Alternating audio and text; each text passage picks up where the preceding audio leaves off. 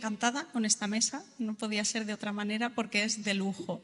Entonces os voy a presentar así un poquito rápido y luego ya empezamos. Bueno, aquí a mi izquierda tengo a Montse, ella es enfermera de ensayos clínicos en el Hospital Clínico de Barcelona. A mi derecha tengo a Noelia, que es enfermera de Son Espasas y luego ya nos explicará su experiencia. Y aquí tengo a Ana, que es enfermera de práctica avanzada de esclerosis múltiple en el Hospital Clínico también. Entonces, yo creo que lo interesante, bueno, primero Ana nos explicará un poco sobre la esclerosis múltiple, pero yo creo que lo interesante y cómo se enriquece la gente es hablando. Entonces, pues eso es lo que vamos a procurar y vamos a ver pues si podemos sacar ahí juguillo y podemos seguir aprendiendo. Entonces, te paso, Ana, y nos explicas un pelín. Sí, por contextualizar un poco el tema, así muy brevemente, decir que la esclerosis múltiple es una enfermedad inflamatoria, crónica y progresiva del sistema nervioso central, en la cual se afecta la mielina que recubre los axones de las neuronas y provoca una gran diversidad de síntomas diferentes, de visuales, sensitivos, motores, cognitivos y de muy diferente gravedad. ¿Vale? No es una enfermedad infrecuente, así para que os recordéis de una manera fácil, en nuestro medio es una persona de cada 1000. Y lo característico de la enfermedad es la edad de inicio. Puede ocurrir a cualquier edad, pero lo más habitual es que aparezca entre los 20 y los 40 años, que es un momento en que la persona a nivel vital está expandiéndose en todos los sentidos, con lo cual en el diagnóstico hay un fuerte impacto a todos los niveles, a nivel físico, emocional, familiar, social y también laboral. ¿Vale? Pues eso, es un poco por decir, exacto, sí, también una cosa importante es que por alguna causa, bueno, la causa no se conoce a ciencia cierta, se considera que es multifactorial, hay una predisposición genética sobre la cual intervienen factores ambientales, uno de ellos debe ser hormonal porque es mayoritariamente en mujeres. Vale, pues ya tenéis la foto un poco de lo que es. Y después de la foto, pues no podíamos pues seguir hablando de las enfermeras y las enfermeras, porque aquí el protagonista siempre tiene que ser el paciente. Entonces, pues que hemos querido invitar, qué mejor pues que a Noelia, que es una excelente enfermera, pero que nos va a contar pues su experiencia también desde el otro lado. Y de ahí pues es donde vamos pues a seguir viendo pues cómo es este circuito del cuidado. Pues adelante, Noelia, explícanos tu experiencia, cómo fue, porque bueno, tú eres muy joven, eras enfermera, estabas trabajando y entonces pues explícanos un poco tu experiencia, lo que te pasó. Gracias. Bueno, para empezar, a mí no me gusta definirme como paciente por dos motivos. El primero es que porque la enfermedad afortunadamente me está tratando de una manera muy benévola y mi experiencia pues está siendo, pues como comentabas, ¿no? Los síntomas de esta enfermedad son muy heterogéneos, hay muchísima variabilidad y afortunadamente no tengo una experiencia demasiado dura con ella. Entonces no me suelo definir, no me gusta representarme como una persona que conviva con esta enfermedad porque hay muchísimas compañeras que pueden contar otras muchas experiencias. Y luego también porque no me gusta definirme como paciente porque me considero que tengo muy poca paciencia. Y es lo que decía Isabel hace un momento, ¿no? Al final, cuando inicias un camino como este, parece que la palabra paciente te adjudica un rol pasivo, como que te vas a someter a que, evidentemente, te pinchan, te meten en resonancias, te revienta la cabeza con un montón de información que no sabéis muy bien cómo digerir. Entonces, la enfermedad parece que toma un papel protagonista. Y yo recuerdo, tenía 26 años en ese momento, que le decía a mi familia, no quiero dejar de ser yo y la protagonista de mi vida soy yo. Y entonces, por eso, cuando me dicen Noelia, paciente, no, perdona, persona diagnosticada. Tengo un título nobiliario, pero ya está. Por lo demás, me identifico muchísimo más como enfermera, porque mi día a día es esa mirada del cuidado y de poder aportar a las personas que conviven con una enfermedad crónica que no realmente desde ese punto de vista más pasivo, ¿no? Y como comentaba Isabel, pues eso, yo recibí el diagnóstico con 26 años, estaba trabajando en Inglaterra casualmente y bueno, inicié una mielitis transversa, una inflamación de la médula espinal y quedé sin poder caminar. Y en cuestión de 6 meses, pues volví a poder, a base de muchísima rehabilitación, de volver a caminar y al mismo año, a finales de año, tuve el segundo y último brote. Por eso digo que mi experiencia con la enfermedad está siendo bastante magnánima porque ese último brote pues perdí la sensibilidad en las manos y afortunadamente a día de hoy pongo intránulas del 24, allá donde nadie consigue encontrar una vena, en hospital de día, ahí voy yo y la pongo en la mano si hace falta. Entonces, de aquello ya solamente quedan en los registros de mi historia clínica, afortunadamente.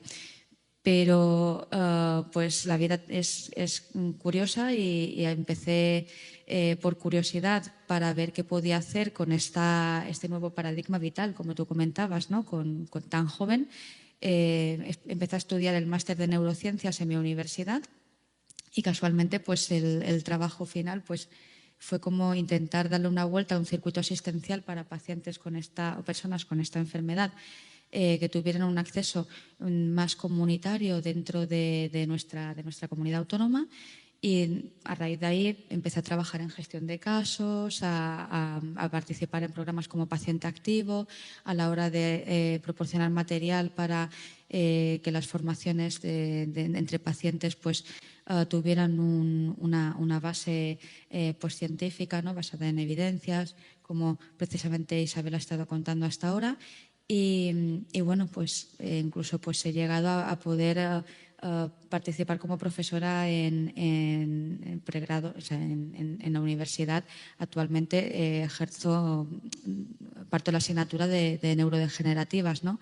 Entonces, la verdad es que, como os comentaba al principio, mi vida personal y profesional han ido muy unidas. Las dos están formando un camino en la cronicidad que va de recibir y de dar todo lo que estoy aprendiendo tanto como persona como profesional. Con lo cual me siento muy satisfecha. Claro, yo creo que, madre mía, es que eres un ejemplo de superación, o sea, de cómo minimizar el decir no, o sea, yo no voy a asumir un papel de paciente en cuanto a pasividad, sino que todo lo contrario, o sea, de lucha, de superación y de cómo transformar también eso en tu profesión, porque estás haciendo, o sea, y estás impactando de manera brutal pues para mejorar la atención en estos pacientes. Espero que sigas ahí por este camino. Entonces, has dicho un par de cosas muy interesantes. Primero, has hablado de información a digerir. Supongo que el inicio del diagnóstico es duro.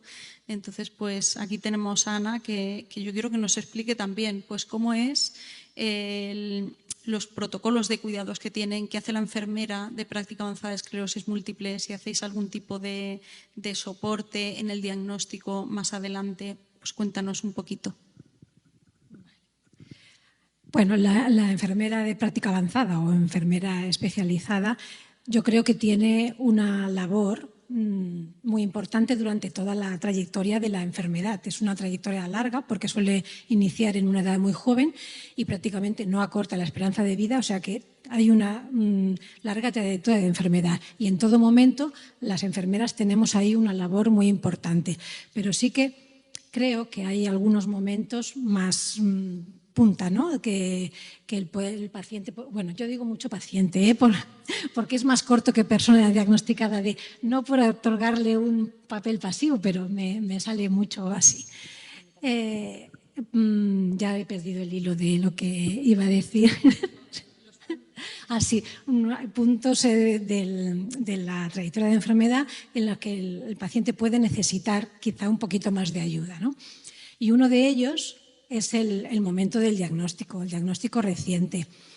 En ese momento creo que la persona tiene unos niveles de ansiedad y de angustia brutales, entonces es el que haya una acogida a la unidad donde se explique un poquito cómo va a ser su seguimiento, que conozca la unidad y la manera en que todo va a ir fluyendo. Eso ya es muy importante, ya baja un poquito la ansiedad. Que haya un contacto, un teléfono de contacto, un mail, eso ya baja mucho más el nivel de ansiedad. Que luego haya una sesión en la que la enfermera le dé 4 pinceladas, nada muy profundo, pero sí ideas claras sobre lo que es la enfermedad, los síntomas que puede tener, que aprenda a diferenciar lo que es un brote o lo que no es un brote.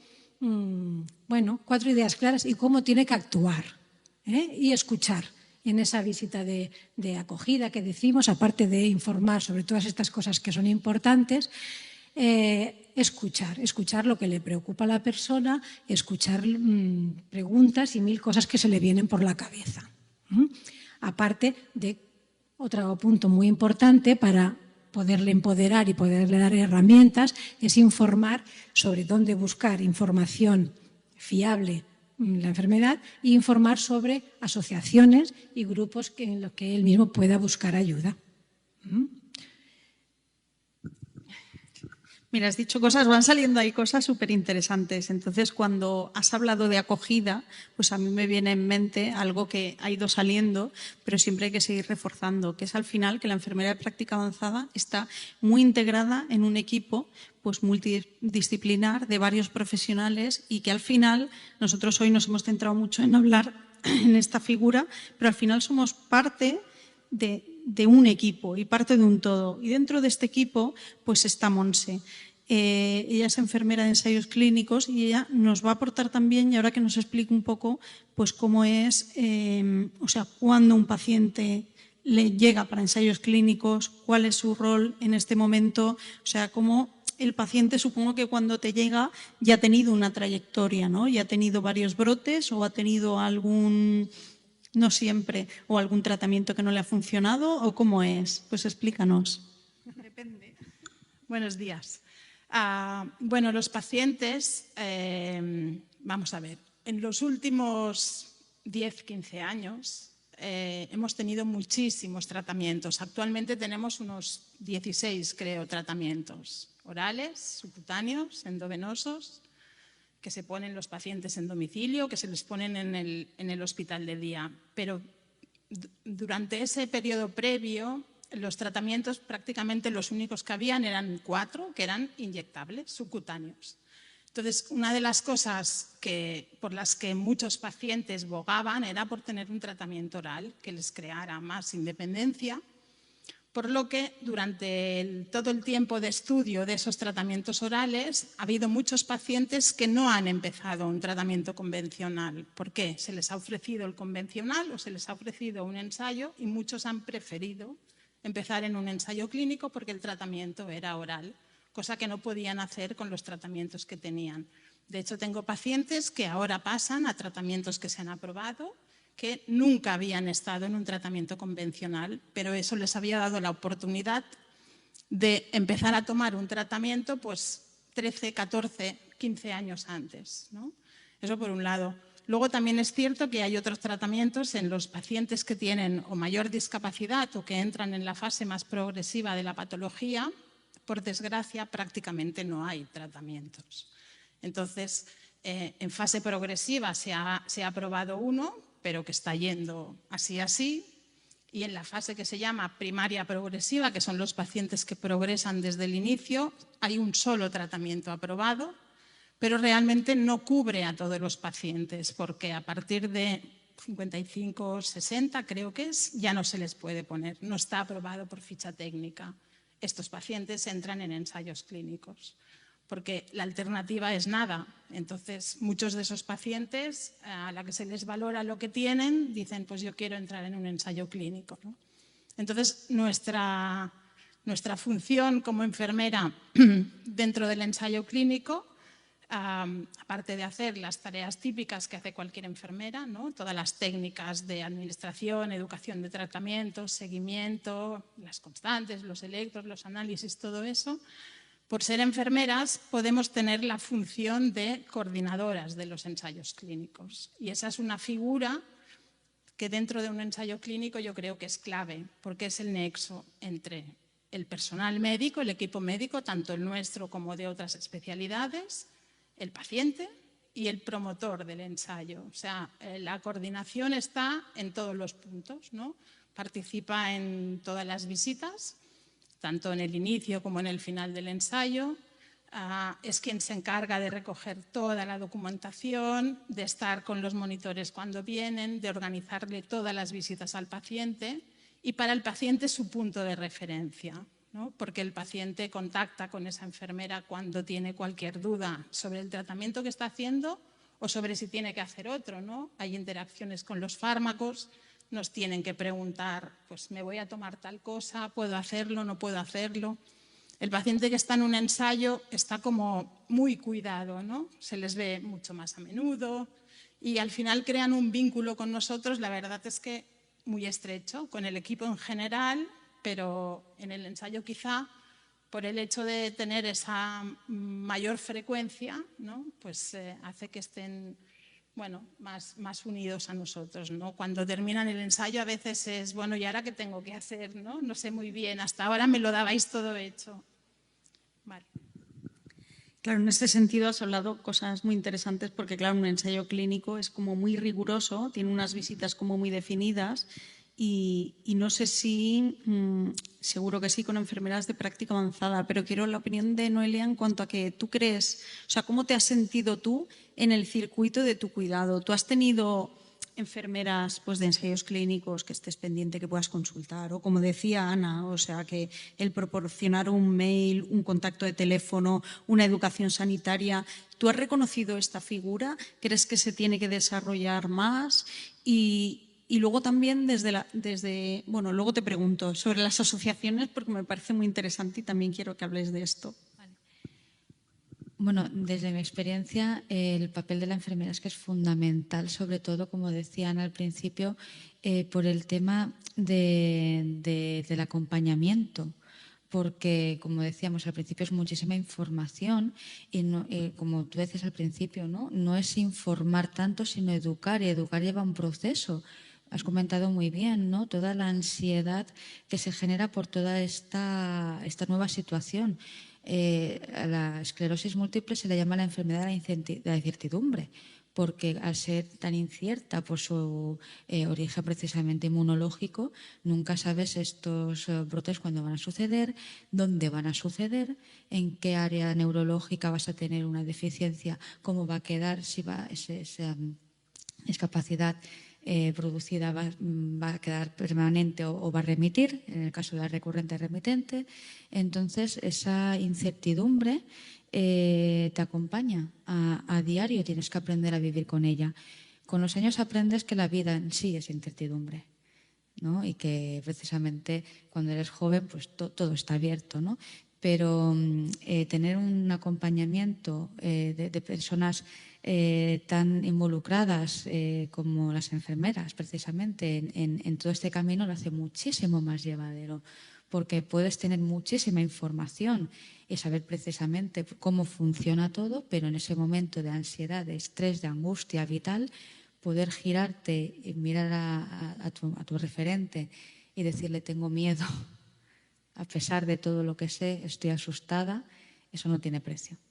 Eso no tiene precio. María lo ha explicado muy bien antes. Y en ese momento, un poco a las dos, o sea, en ese momento a veces de miedo, de ves que la enfermera pues puede aportar mucho, pero también es muy importante el tema de hablar entre iguales, de ver otros igual, o sea, se trabaja eso de manera común, o sea, a ti te derivan asociaciones o vas tú, vosotros lo recomendáis en la unidad, o sea, ¿cómo se trabaja esto que a veces vemos como una cosa externa o que el paciente se lo tiene que buscar? Pero yo creo que una cosa también que hace la enfermera de práctica avanzada es que cada vez más lo está integrando como parte de una indicación que hace la enfermera, como si fuera pues una educación, un tratamiento. Entonces, ¿vosotros cómo es el rol que hacéis en esto? Bueno, nosotros lo que hacemos es informarle a la persona que esto existe, está ahí y que puede recurrir a ello. No todo el mundo le gusta, ni todo el mundo quiere, y mucho menos al principio. Pero yo pienso que es muy bueno que sepa de la existencia, le explicamos un poquito los servicios de lo que consta y de lo que se puede beneficiar, y yo lo que les digo es para ahora o para el futuro, que sepas que esto está aquí y que en el momento que tú necesites algo, que sepas que es un recurso más de lo que pueden tirar. Hacen muchísimas cosas y mucha ayuda a nivel laboral, a nivel físico, a nivel de estilo de vida, de dieta, de ejercicio, manejo del estrés, muchísima ayuda a varios niveles. Entonces es muy bueno que lo sepan y en el momento que ellos decidan, pues adelante. Claro, en tu caso, ¿cuándo fue el proceso? O sea, ¿cómo acudiste a ellos? Bueno, yo como soy una persona tan inquieta, pues lógicamente ya la enfermera.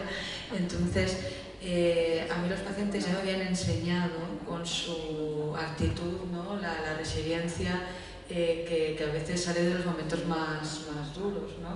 Entonces ya salió de manera bastante orgánica, es decir, quiero conocer gente que esté pasando por lo mismo que yo. Y curiosamente en ese momento ya en la Asociación Balear estaban estableciendo un grupo de personas más jóvenes también, que estaban viviendo un diagnóstico pues nada más temprana, con una sintomatología más del arquetipo recurrente remitente, con lo cual enseguida puedo hacer un grupo de iguales, ¿no? Como decía Isabel, en el cual me vi más reflejada y pude ver que pues la vida seguía, ¿no? Pero lo que tú comentabas es una realidad que todavía sigue existiendo, ese estigma de que la enfermedad pues, ofrece una discapacidad muy alta, y entonces muchísimas personas en el momento del diagnóstico todavía están en un proceso de duelo en el cual no quieren ver una imagen asociada a ese estigma social de pérdida de funcionalidad, de necesidad de que alguien realice por ti de cuidados, básicamente, ¿no? Entonces, efectivamente, es muy buena indicación el ofrecer ese recurso, pero lógicamente la persona tiene que proceder a ser ella misma la que lo solicite, lo reclame y lo use respetando los tiempos que emocionalmente el diagnóstico pues, pueda permitir.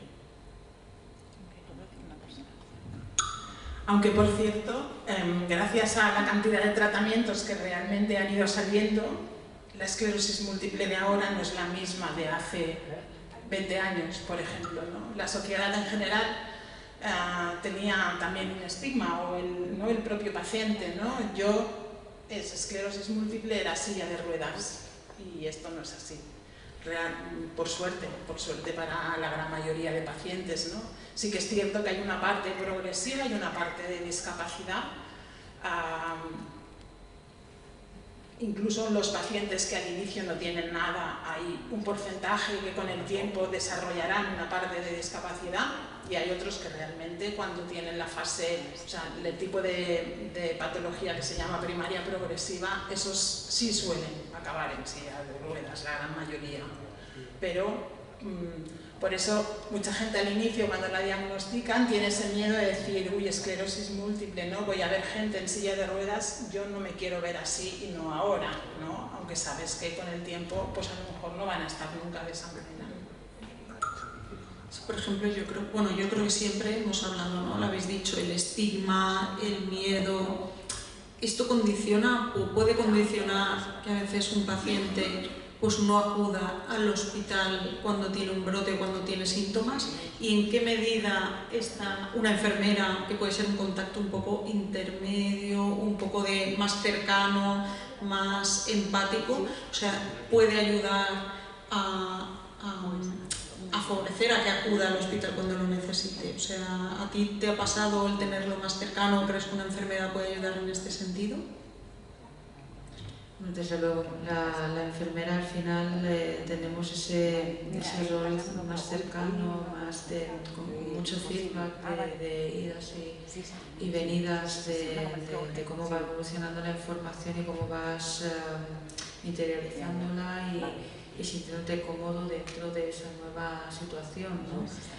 Lo que comentaba Isabel, el tema de los brotes, es verdad que en vuestra práctica diaria, como será yo en mi práctica como enfermera en hospital de día, he visto muchas personas que han tenido mucho miedo a la hora de notificar una serie de síntomas neurológicos y siempre ese miedo de será brote, será pseudobrote, me pondrán cortis, no me pondrán cortis, y ahora en qué punto estamos, me van a cambiar la medicación, no me la van a cambiar, y muchas veces confiesan en ese juego de me voy a esperar un poco a notificarlo, ¿no? Por miedo a otra vez otro cambio, ¿no? Otra vez la incertidumbre, otra vez por donde...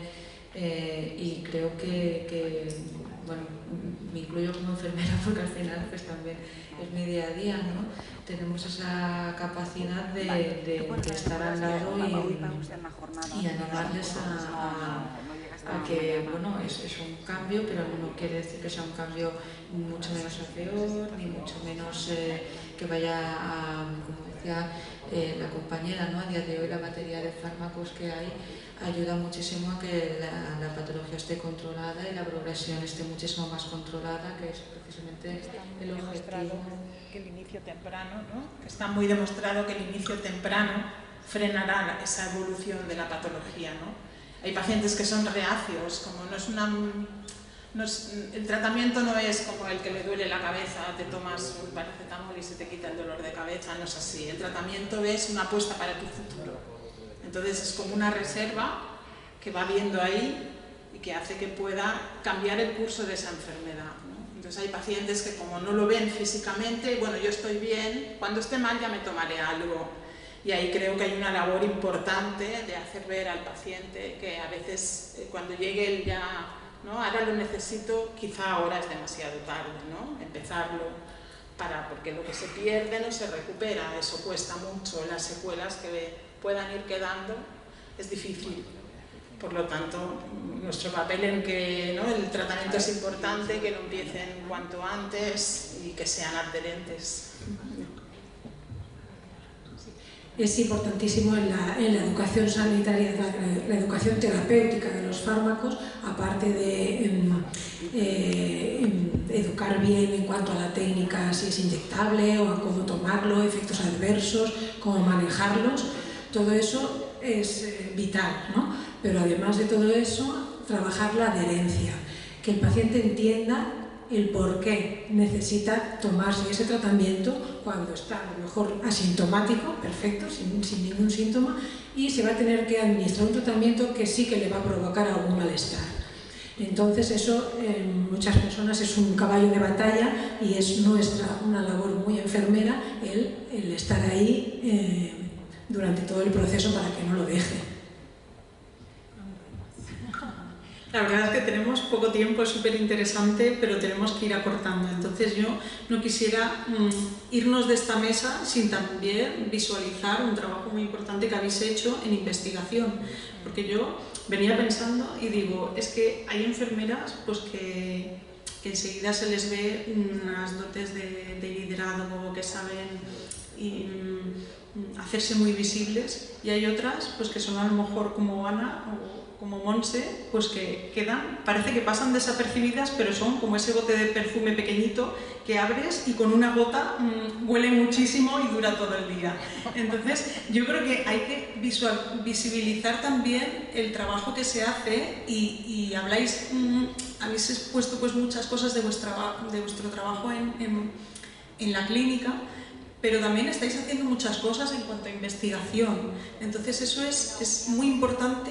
Y quiero que también habléis y hagamos un poco, entre vosotras tres, pues digáis, o sea, si cerrarais los ojos y pensarais en un futuro a dónde va a llegar la enfermera de práctica avanzada en esclerosis múltiple, qué es lo que querríais en un futuro para los pacientes, o sea, si cerrarais los ojos y podríais hacer así, ¿no? Así como ya lo habéis empezado a hacer, porque en investigación habéis hecho cosas muy importantes en cuanto a la espasticidad, pues ¿qué otras inquietudes tenéis para el futuro? Pues nada, nos explicáis un poquito de esto. Bueno, yo para el futuro, he empezado ya de hecho con la consulta de enfermería, que no estaba como propiamente dicho, Y gracias a la gran diversidad de tratamientos que hay ahora, pues sí que he podido desarrollar diferentes tipos de atención al paciente, porque antes la consulta era muy circunscrita a los tratamientos inyectables y a la revisión de las zonas de punción y vigilancia de la piel, y hoy en día, con la gran diversidad de fármacos, los efectos adversos son muy diversos y tú te has de reinventar en controlar otro tipo de síntomas digestivos y de hipertensión, controles de analíticas, de seguridad, de muchos fármacos, y te abre un gran abanico de posibilidades de desarrollo. Y respecto a la investigación, pues que Montse nos explique. Bueno, esto que te referías es un estudio que hicimos para detectar espasticidad. Espasticidad es un síntoma que a veces pasa desapercibido en los pacientes en la consulta del día a día, y creímos que enfermería, gracias a un cuestionario que elaboramos, participamos, o sea, la idea fue de las dos, con la ayuda de una doctora que ahora no está en nuestro equipo, pero involucramos a todas las enfermeras de Cataluña. Llegamos a, no sé si éramos 16 o 17 centros, 17, y más de 300 pacientes. Entonces conseguimos una muestra lo suficientemente grande como para que tuviera mucho peso el resultado de lo que llegamos a hacer, ¿no? Y en un futuro, un poco es que yo creo que nuestra práctica, nuestra investigación creo que sigue siendo muy poca. Que enfermería nos cuesta, así como por ejemplo los médicos desde siempre han investigado mucho, enfermería nos cuesta. Y este estudio fue un poco el decir, bueno, nosotras podemos hacerlo y tenemos que hacerlo, porque al fin y al cabo nuestro trabajo del día a día, nuestras decisiones están sustentadas en esa investigación, en nuestra experiencia, y a la vez tienen en cuenta las preferencias de los pacientes. Y yo me gustaría hacer ensayos, estudios pues más a gran escala, ¿no? Más intentar incluir a todas las enfermeras de España, que eso es una apuesta que tenemos pendiente. Pues nada, ahora quedas tú, Noelia. Yo creo que es muy importante que nos digas tú, habiendo vivido pues las dos partes de una misma moneda, o sea, cómo ves tú el futuro de los cuidados y el futuro de las enfermeras en los cuidados. Pues siguiendo un poco lo que comentaban las compañeras sobre el rol de la enfermera en la investigación, a mí me gustaría invitar a pensar un poco más allá en el concepto de cuidado basado en el valor, ¿no?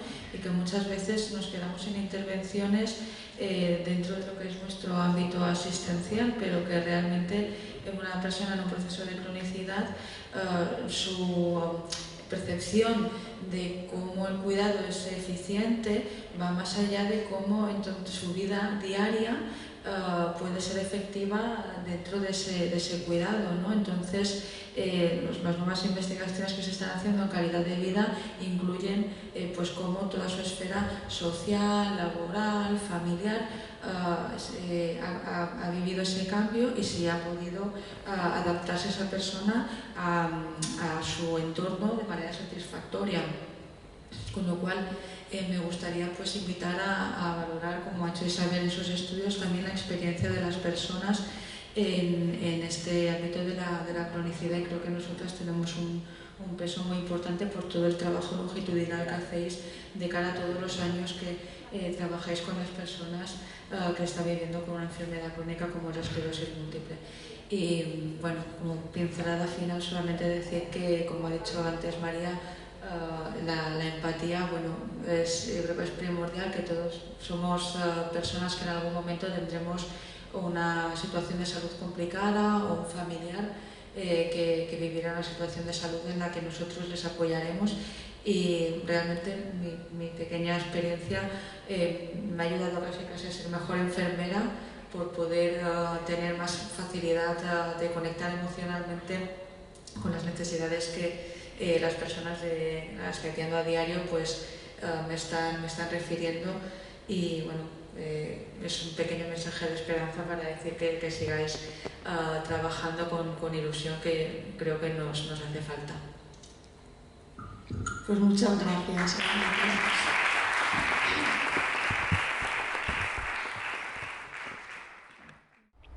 Sí. Bueno, de todo, muchas gracias. Yo no subo la escalera porque tengo una rodilla nueva desde hace muy pocas semanas y esta escalera no. Bueno, sobre todo muchísimas gracias por estar aquí. Os lo agradezco. Es un orgullo para nosotros y por el auditorio. Espero que tengan un buen día hoy también. Para el de Carlos. Ya. Bueno, yo no sé si esto son unas palabras de clausura, unas palabras de bienvenida. Y yo diría que más que nada son palabras de bienvenida por la relación entre corazón y cerebro. Digo esto porque yo soy cardiólogo, pero estamos penetrando en el cerebro muy rápidamente. Y básicamente, si habláis de epilepsia o de Parkinson, esclerosis múltiple también creo que es la palabra, estamos muy en ello por razones de las alteraciones. Muchas veces nos vienen pacientes con alteraciones de la conciencia y no sabemos si es un problema neurológico o si es un problema de ritmo cardíaco, de presión arterial baja, etc. Esto lo veis continuamente. Y después también es importante que en todas estas enfermedades cerebrales, sobre todo en la epilepsia, hay factores cardíacos que pueden ser importantes, como es la embolia, el infarto cerebral, que se manifiesta agudamente o más tarde con aspectos que son de epilepsia. Pero lo más importante que quiero decir, yo esta tarde voy a dar una charla precisamente aquí, es sobre la relación entre el sistema cardiovascular y el cerebro, que es impresionante. Es decir, los nuevos datos muestran que los factores de riesgo que han sido siempre la lucha de la enfermedad cardiovascular, estoy hablando de la obesidad, la presión arterial alta, colesterol, diabetes, tabaquismo, falta de ejercicio, una dieta inadecuada, de una falta de sueño. Todas estas alteraciones tenemos datos ya muy concretos de que alteran la microcirculación cerebral. En otras palabras, que cuando hablamos de enfermedad senil y degeneración cerebral, incluso en la aceleración de la enfermedad de Alzheimer, no hay ninguna duda, y tenemos ya todos los datos, de que los factores de riesgo a edades más tempranas que no se han modificado tienen una importancia absolutamente fundamental. Es decir, que actualmente, por ejemplo, la mitad de la investigación que estoy llevando a cabo en el cerebro es básicamente el estudio de cómo la enfermedad o los factores de riesgo afectan a las grandes arterias y al mismo tiempo la circulación cerebral, que la podemos medir con tecnología de imagen de resonancia magnética, el uptake de glucosa, donde hay una disminución de flujo, los factores de riesgo también lo tenemos disminuido en el cerebro, y luego vemos ya alteraciones de conductas y todos los aspectos uno a uno en cuanto a los factores de riesgo pueden afectar a la enfermedad cerebral. Y esto digo que es importante por lo siguiente, porque hoy estamos en una sociedad donde la gente está cansada de hablar del corazón y te dicen, yo quiero una gran calidad de vida, pero morir súbitamente, esto lo vemos continuamente. Si a estos pacientes les decimos, bueno, si usted no reconoce a sus familiares, a sus amigos, etc., porque el cerebro se está afectando, cambian rotundamente. Es decir, que uno de los factores que hemos visto más importantes en nuestra práctica reciente es hablar del cerebro en el enfermo cardíaco más que hablar del corazón, porque el cerebro es calidad de vida y continuidad, el corazón se piensa y no, pues toda la cosa aparece repentinamente. Bueno, yo lo que quiero decir, que es el último punto, es que estamos entrando en una etapa de trabajo de equipo, esto no es nada nuevo para ustedes.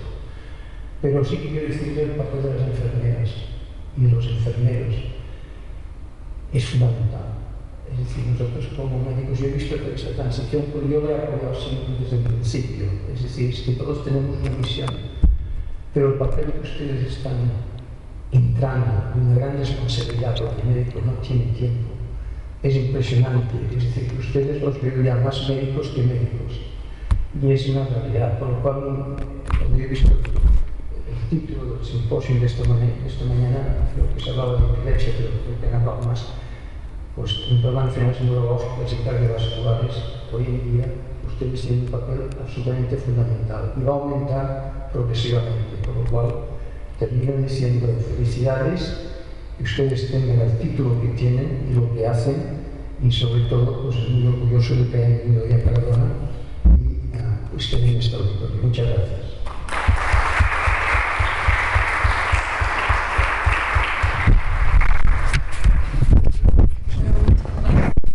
Vamos a tener ahora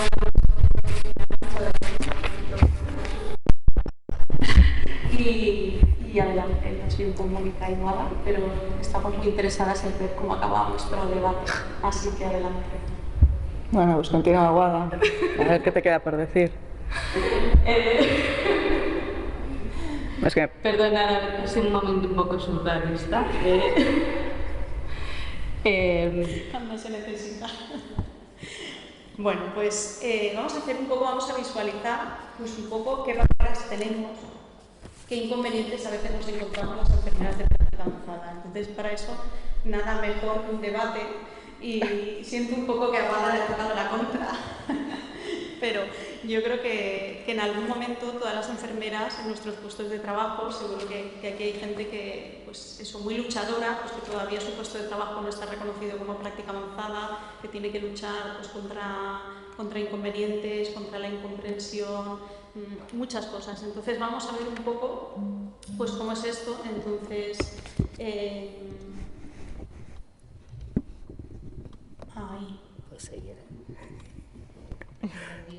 a veces necesitamos ese pool de energía que nos enchufen a nosotros también, y es lo que necesitamos a nivel político, y es por eso que vamos a representar un poco pues estas barreras que tenemos. Entonces yo creo que ahora dejamos ya este micrófono y vais vosotras con este. ¿Con este? Sí. Bueno, sí, como queráis. Se nos oye, ¿no? Sí. Lo que pasa es que no lo vemos aquí. Gel. No se ve, ni se ve aquí en grande, el ordenador no va. Ok. Aquí, mira. Bueno, yo creo que es un momento muy bonito para la enfermera de práctica avanzada, porque es un momento de lucha y es un momento que ya, bueno, por ejemplo, Isabel antes me decía, ¿no?, del Hospital del Mar, que decía, bueno, yo tengo mucho trabajo, todavía no está reconocida como enfermera de práctica avanzada, pero yo estoy abriendo puertas. Pues este es un momento que es, en el que es necesario abrir puertas, que eso pasa por un esfuerzo, a veces hay dificultades técnicas, pero siempre yo creo que se hace con ilusión. Entonces, pues ahí tenemos ese ímpetu, y aquí os doy ejemplo de personas pues súper jóvenes, que ellas llevan pues menos años en sus puestos de práctica avanzada, pero están a tope con ello. Esta no. ¿Dónde está? Luego dirán que acabamos tarde, Juan. Será presentación conjunta.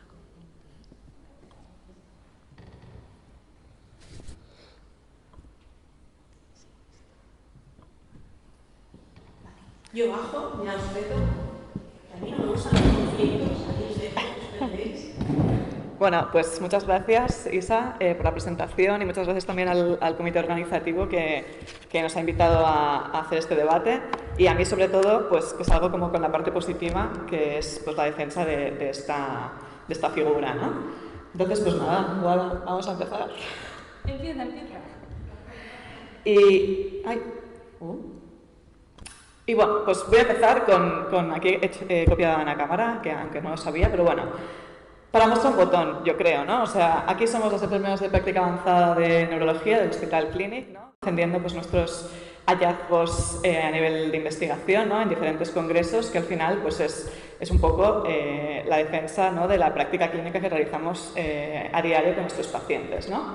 Por tanto, el índice de argumentos a favor que voy a usar van a ser que existen referentes a nivel internacional y solidez en la reciente implantación en España, que aportamos beneficios al paciente y somos coste efectivas, garantizamos la sostenibilidad del sistema, tenemos un gran potencial y un avance en el desarrollo profesional. Así, no me voy a enrollar mucho en esto, ¿no?, pero a grandes rasgos, ¿no?, como todas sabéis, pues las precursoras, ¿no?, de la enfermedad de práctica avanzada fue en Estados Unidos entre los años 50 y 60, ¿no?, debido un poco pues, a la falta de médicos en zonas rurales, ¿no? Esto se fue extendiendo a nivel, bueno, pues Canadá y a nivel mundial, hasta que llegó a España. ¿Y cómo se introduce la enfermedad de práctica avanzada en España? Pues en diferentes comunidades autónomas, ¿no? Por ejemplo en Andalucía en el 2002 apareció un poco la gestión de casos, ¿no? Que era dar apoyo, ¿no? Un servicio nuevo a pacientes y cuidadores a domicilio. Y en el 2006-2007 aparecen los primeros documentos publicados por la Consejería de Salud de Andalucía, ¿no? Que hablan un poco de la enfermedad de práctica avanzada. Luego en Euskadi, ¿no? Entre el 2009-2012, aparecen diferentes enfermeras gestoras, enfermera gestora de competencias avanzadas, enfermera gestora de continuidad y enfermera gestora de enlace hospitalario, ¿no? Que daban un poco esta continuidad de transición de cuidados entre el hospital y el domicilio. Y en Cataluña, en la primera década de los 2000, ¿no? Aparece pues, también la enfermera d'enllaç, enfermera clínica o enfermera gestora. No nos podemos olvidar tampoco, ¿no? De las enfermeras comunitarias, ¿no? Y las enfermeras especialistas, ¿no? Que se empezaron a desarrollar en los años 70 más o menos, ¿no? Que también pues, han ayudado al desarrollo de este rol. Y aquí tenéis pues, un poquito de evidencia científica, ¿no? Pues igual de los grupos más importantes, ¿no? En los inicios de la enfermedad de práctica avanzada, ¿no? Como son las enfermeras de diabetes, ¿no? Las enfermeras estomatoterapeutas y las enfermeras de heridas complejas. Pero vamos a ver, ¿qué es una EPA? ¿No? Pues una EPA es una enfermera especializada o generalista, ¿vale? Que tiene una base de conocimientos expertos. Se nos pide que tengamos una experiencia mayor de 5 años en la propia patología, con un nivel mínimo de máster y ofrecemos unos cuidados seguros y competentes a nuestros pacientes. Además, pues tenemos habilidades para la toma de decisiones complejas, ¿no? Como son la gestión de síntomas de la enfermedad, gestión de casos, apoyo al alta, ¿no? La transición al alta que comentaba, gestión de recaídas y pues gestión de medicamentos. Y ofrecemos unas competencias clínicas, ¿no?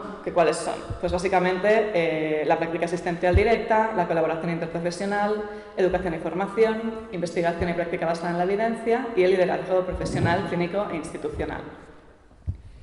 Vale, ¿y qué hacemos nosotros, ¿no? ¿Qué aportamos? ¿Qué beneficios aportamos al paciente y a la familia? Al final es un poco reafirmarme en lo que habéis dicho todas. Todas mis compañeras habéis hablado pues, de este valor añadido en los resultados de salud, esta mejora en el cuidado y en el autocuidado de los propios pacientes y de las familias, mejora de la calidad de vida, una reducción del uso de servicios de urgencias, así como una disminución de los reingresos hospitalarios, prevención de riesgos asociados y equidad, ¿no? Que todo el mundo pueda tener accesibilidad a los servicios. Y nos convertimos en una figura referente para estos pacientes y para estas familias. ¿Con qué actitudes, ¿no? ¿Con qué aspectos aportamos estos beneficios, ¿no? Pues con este asesoramiento experto y especializado, con esta cercanía, ¿no? Con esta confianza y con este apoyo y soporte emocional. Y esto pues no lo vuelvo a decir yo, ¿no? Hay muchísima evidencia científica que habla sobre los beneficios, las aportaciones que damos a nuestros pacientes, ¿no? Por ejemplo, en este estudio, que es un estudio randomizado, aleatorizado, ¿no? Que habla un poco sobre la enfermera de práctica avanzada de esclerosis múltiple, cómo ayuda a reducir la ansiedad y la depresión, ¿no? En pacientes con esclerosis múltiple, ¿no? O como, por ejemplo, una enfermera de práctica avanzada en un servicio de urgencias o de cuidados críticos, pues impacta, ¿no? En la calidad de vida de los pacientes, impacta en los resultados al alta, en la satisfacción del paciente, ¿no? Y en la disminución de costes. Este artículo también creo que es bastante bonito, ¿no? Porque es un artículo que habla sobre la enfermedad práctica avanzada en oncología, ¿no? Y que en las conclusiones ponía que significan mucho para los pacientes, ¿no? Que son que tienen mucha valía, ¿no? Que son fiables, son empáticas, que empoderan al paciente, ¿no? Que le transmiten esta paz, este control de su enfermedad, ¿no? Les dan soporte y les sirven de guía, ¿no? Y bueno, pues un poquito también a nivel de cuidado geriátrico. Por tanto, sí, mejoramos la eficiencia del sistema, proporcionamos un alto nivel de satisfacción a nuestros pacientes y suponemos una estrategia pues, para ofrecer una alta calidad y un menor coste. ¿Cómo hacemos todo esto? Pues también un poco reiterando todo lo que decían nuestras compañeras, ¿no? Con la colaboración interprofesional, ¿no? Mejorando la coordinación entre niveles asistenciales, que esto pues, evita, ¿no? Que haya, pues, bueno, se optimizan derivaciones a especialistas, se refuerza la comunicación y la cohesión entre el equipo asistencial y esto hace que haya, bueno, que sea un win-win, ¿no? Que ganemos todos, que sea un aumento de la calidad de la atención, tanto para pacientes como para nosotras mismas, ¿no? Para las profesionales de la salud. Somos coste efectivas y pues WADA también lo dice la evidencia, así que... Bueno.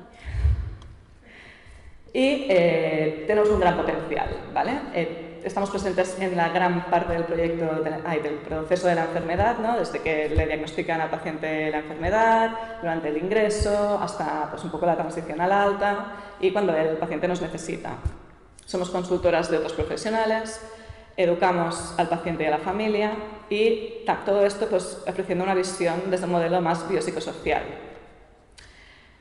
Orientamos también al paciente y con este contacto cercano, ¿no? También realizamos pues este coaching, ¿no? Somos una garantía de éxito, sin duda alguna.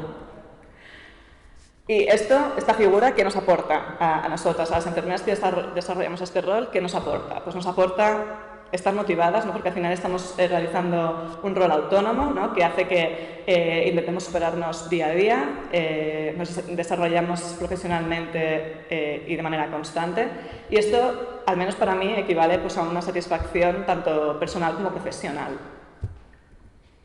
Por tanto, si aún tienes dudas de si somos necesarias e innovadoras, pues damos calidad en los servicios, damos seguridad al paciente y somos un valor añadido, WADA. Bueno. Vamos a ver. Primero, vamos a empezar por el principio. ¿Cuántos de vosotros, cuando os ha dicho alguien, es que yo soy EPA o IPA, habéis pensado, ¿IPA? ¿Qué tiene que ver una enfermera con una cerveza? O si sois de la zona del norte, os sonará haber escuchado ¡Epa! ¿Qué tal estás? ¿No? Y es un poco, ¿qué tiene que ver todo esto con una enfermera? Pues bueno, empezamos por decir que sí, que somos enfermeras, aunque estas otras denominaciones también podrían estar, ¿no?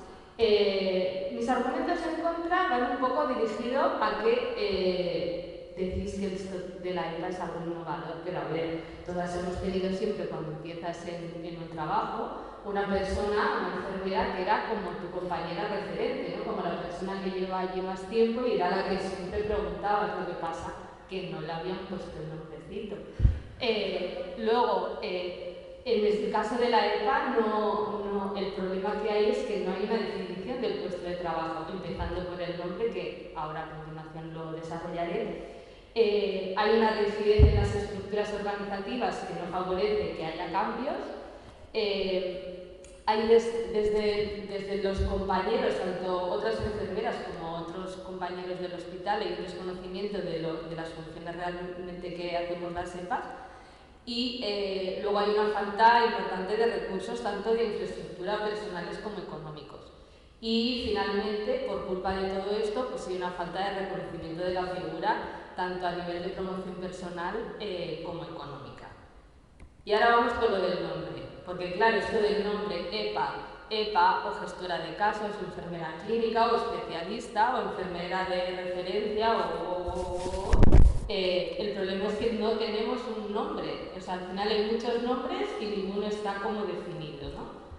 Entonces, en cuanto a actualmente, el marco actual de la enfermera, tú sí que has comentado, ¿no? que hay como unos criterios, pero realmente esos criterios como que cada uno se lo dice y se lo come, o sea, cada hospital, cada centro, hay como una cosa un poquito genérica, ¿no? De que sí que es necesario tener un máster, pero en algunos sitios es propio, en otros sitios tiene que ser oficial, en algunos sitios tienes que tener el doctorado, en otros no, en otros los años de experiencia en esa patología pues tienen que ser 3, en otros 5, entonces al final el problema es que no hay unos criterios establecidos para que todas las EPAs pues, tengan los mismos requisitos. Entonces ahora empezamos con todas las funciones que has dicho que tiene que tener la EPA. Empezamos por la práctica asistencial directa. Como ya he comentado antes, el problema es que hay una falta de definición del puesto de trabajo. Realmente hay mucha gente que no sabe lo que hacemos. Nos ve por el hospital dando vueltas y se piensan que estamos ahí con la carpetita pues yendo de un sitio para otro. Entonces, por otro lado, también tenemos como una falta de programas de mentoría, ¿no? Hay muchas EPAs que nuestra práctica asistencial la hemos tenido que ir elaborando un poco dependiendo de las necesidades que hemos visto que teníamos respecto a nuestros pacientes. No tenemos como un referente claro, ¿no? O un rol claro establecido. Y luego, por otro lado, lo que habéis comentado antes, el tema de ratios enfermera-paciente es bastante preocupante y, por ejemplo, últimamente ha habido un aumento de médicos especialistas, pero en el caso de enfermeras no.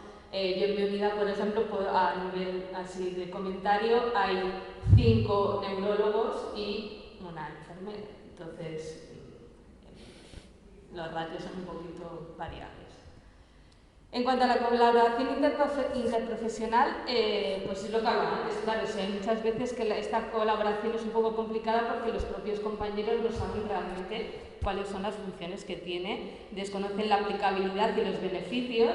Por otro lado, hay todavía dentro del colectivo reticencias a estas nuevas figuras, sobre todo porque piensan que es una figura de privilegio, que tenemos una posición privilegiada, y que tenemos un salario superior, que yo esto no sé de dónde se lo han sacado, pero no es así porque cobramos lo mismo que una enfermera generalista, ¿no? Y luego, por otra parte, también hay un problema en cuanto al soporte de los órganos gestores, tanto de las instituciones. En cuanto a la educación y la formación, pues está muy bien que dentro de las competencias tengas que formarte, pero muchas veces esto implica una inversión de tiempo personal, aparte de un gasto económico. Muchas veces te tienes que asumir por tu parte porque las ayudas son escasas, sí que existen becas, pero son escasas, y muchas veces hay falta de apoyo de la institución para poder realizar estos cursos, ¿no? Y en cuanto a la educación que nosotros tenemos que impartir o colaborar a nuevos profesionales, tanto de enfermería como rotantes externos, pues muchas veces tenemos problemas a la hora de tener espacios en los que poder realizar esta formación de manera adecuada, además de que hay una falta de reconocimiento luego a nivel curricular. Al final esto no aparece en ningún sitio. Y en cuanto a la investigación y la práctica basada en la evidencia, pues lo que hemos comentado, ¿no? Realmente en enfermería el tema de la investigación es algo que todavía cuesta un poco, que la gente no tiene conciencia de la importancia que es el investigar, y realmente investigar precisa de conocimientos y de tiempo para poder realizarlo. Muchas veces es difícil poderlo realizar dentro de tu jornada laboral. Y el número de becas, como he comentado antes, para poder dedicarte a ello, pues realmente son escasas y hay poca gente que pueda optar a ellas. Aparte que muchas veces el acceso pues, a acudir jornadas como esta de hoy o a congresos, pues a veces desde la institución tampoco ayudan mucho a que promueven a que podamos acudir a este tipo de lugares, ¿no? Y en cuanto a la práctica basada en la evidencia, es difícil todavía incorporar cambios porque todavía dentro del sector de enfermería está muy arraigada la cultura de siempre se ha hecho así, y el intentar añadir cambios cuesta. Y por otro lado también pues, tenemos muchas veces falta de acceso a recursos del aprendizaje, es decir, a todos estos artículos, ¿no? que Mónica, por ejemplo, ha expuesto hace un momento. Entonces, en cuanto al liderazgo profesional clínico institucional, es lo que os comentaba antes, ¿no? Que hay un poquito una falta de establecer cuáles son los criterios y el problema es que dentro de nuestra posición se considera que es un puesto un poco de mando intermedio, pero realmente no está reconocido de esta forma, pero sí que un poco tiene los requisitos, ¿no? de este tipo de mando, en el que hay que hacer un proyecto sobre lo que vas a hacer a unos años vista, y es un tipo de puesto que será periódicamente se confirmará la continuidad. Entonces, lo único que sí que estoy de acuerdo contigo, Mónica, es en el tema de que somos importantes para los pacientes, y sí que es verdad que los pacientes tengan una figura referente, en esto sí que le doy toda la razón, porque por suerte pues recibimos mensajes como este bastante a menudo, y eso es lo que nos hace como un poco tirar para adelante, y a veces cuando tienes ganas de tirar la toalla, ver que tu trabajo realmente sirve para algo. Así que, ¿qué tienes que decir a todo esto? Bueno, pues, a ver, sí que estoy de acuerdo con algunas cosas de las que has dicho, ¿no? Como la falta de tiempo, la falta de reconocimiento, ¿no? Vale. Pero, bueno, pues ahora te voy a explicar un poco por qué somos importantes en la formación, por qué somos importantes en llevar a cabo proyectos de investigación propios y por qué somos importantes pues, en sociedades científicas para dar nuestra visión enfermera. Educamos y formamos tanto a pacientes como a otros profesionales, ¿vale? A pacientes. Nos encargamos de realizar educación sanitaria tanto individualizada como grupal. Realizamos programas educativos. Facilitamos esta toma de decisiones éticas a nuestros pacientes, ¿no? Somos su soporte, su apoyo y su referente, ¿no? Como decía antes. Y también podemos participar, ¿no? Pueden participar en grupos de pues, ajuste emocional o con fisioterapeutas. Y a nivel de formación a otros profesionales, pues yo creo que también tenemos un papel fundamental, ¿no? en ser estas mentoras, ¿no? Estas también referentes, ¿por qué no? Tanto para enfermeras que se acaban de incorporar, para residentes de geriatría, por ejemplo, ¿no? y pues para médicos de familia o otros médicos que pueden trabajar con nosotras. En cuanto al liderazgo, pues hablando un poco, ¿no? de diferentes tipos de liderazgo, ¿no? Tanto pues, el clínico, profesional e institucional, ¿no? A nivel clínico, pues viendo un poco qué necesidades tiene el paciente, ¿no? Lo que hablábamos. Al final vamos desarrollando nuestra figura conforme a las necesidades de nuestros pacientes, ¿no? Y siempre poniendo al paciente en el centro y centrándonos en la calidad de la atención de los cuidados. A nivel profesional, pues... lo que comentaba antes, ¿no? Tutorizando, ¿no? o haciendo de mentora un poco, ¿no? a las enfermeras que también trabajan con nosotras, ¿no? Y haciendo, ¿no? que participen también en la organización, ¿no? Además de también colaborar en comités interdisciplinarios y a nivel institucional o de políticas de salud, pues elaborando normativas y leyes, ¿no? Como por ejemplo pues, la doctora Sevilla hace. ¿Y esto cómo se consigue? Pues con un liderazgo transformacional, ¿no? ¿Qué significa un liderazgo transformacional? Pues un liderazgo colaborativo, ¿no? en el que todas pues, podamos tomar partido, ¿no? Lo que decía, ayudando a crecer al resto, ¿no? Intentando pues, acompañarlas y que ellas también no solo seamos las setas las que lideramos, no, ayudar a que todo el mundo pueda crecer. Con el empoderamiento, ¿no? Con una visión compartida del liderazgo, innovando y siendo agente de cambio, ¿no?